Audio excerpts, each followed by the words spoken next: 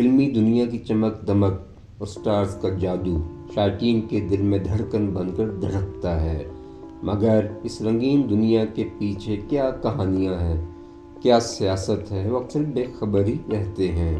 Pakistani film industry بھی کئی دکھ بھری کہانیوں سے بھری ہوئی ہے۔ سب سے پہلے بات کرتے ہیں ننا کے نام سے اپنی پہچان بنانے والے رفیق خاور کی۔ انہوں نے پی ٹی وی کے پہلے کامیڈی سیریز الف نون سے خوب تعریف سمیٹی۔ منور ظریف اور رنگیلا کی موجودگی میں پنجابی فلموں میں معمولی کرداروں سے انٹری دی۔ 1973 میں فلم زدی اور نوکر نے ننا کی قسمت بدل دی۔ 80 کی دہائی میں ان کا اداکارہ نازلی کے ساتھ فلموں میں پیئر بنا۔ دونوں اکثر اکٹھے نظر آتے۔ ان کی کوششوں سے ہی نازلی کو کئی فلمیں بھی ملیں، مگر ننا کا فلمی زوال شروع ہوا تو نازلی نے بھی ان سے فاصلے دور کر لیے۔ ننا نے لاہور میں 2 جون 1986 کو مبینہ طور پر خودکشی کر لی، مگر ان کی موت سے کئی کہانیاں جڑ گئیں۔ اب بات ہو جائے پنجابی فلموں کے بادشاہ سلطان راہی کی۔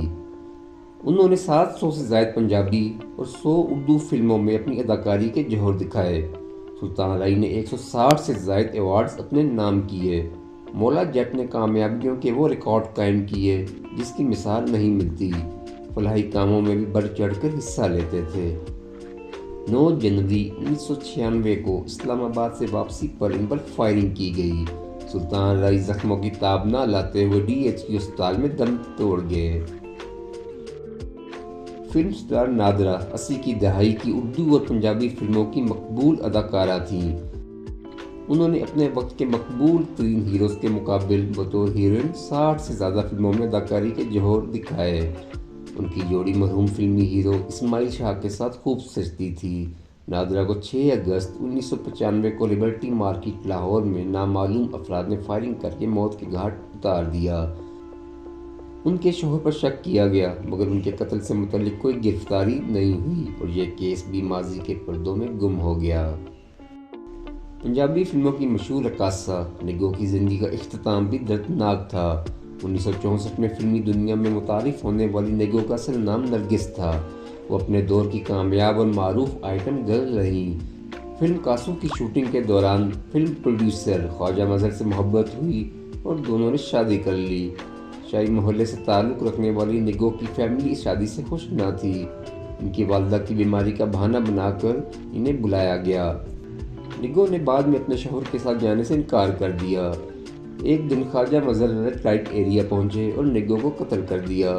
انہیں عمر قید کی سزا ہوئی۔ سزا مکمل ہونے پر رہائی ملی۔ یاسمین خان کا نام ایسی اداکاروں میں شامل ہے جنہوں نے فلمی دنیا سے کنارہ کشی اختیار کرنے کے بعد گمنامی کی زندگی گزاری۔ وہ بھی اپنوں کی بے رخی اور ظلم کا شکار ہوئیں۔ یاسمین نے 1970 میں فلم انڈسٹری میں انٹری دی۔ پہلے فلم سٹار ساقی، پھر باری اسٹوڈیو کے مالک خن باری سے شادی کی۔ تیسری شادی عارف اللہ نامی شخص سے کی اور پشاور منتقل ہو گئی۔ عارف جوا اور دیگر برائیوں میں مبتلا ہو گیا۔ یاسمین نے اسے ان کاموں سے دور رکھنے کی پوری کوشش کی، مگر ناکام رہی۔ عارف نے 15 اپریل 1999 کو یاسمین کو قتل کر دیا اور بعد میں تیسری شادی کرنے کی کوشش میں اس کا بھی قتل ہو گیا۔ اب ذکر ہو جائے اندلیب کا۔ سید نور کی فلم گھونگھٹ سے فلمی شائقین کی توجہ حاصل کی۔ ہدایتکار سید نور کے مطابق ان کے ایک صنعت کار سے تعلقات تھے۔ اندلیب نے ان سے راہ جدا کرنے کی کوشش کی تو تیزاب گردی کا شکار ہو گئیں۔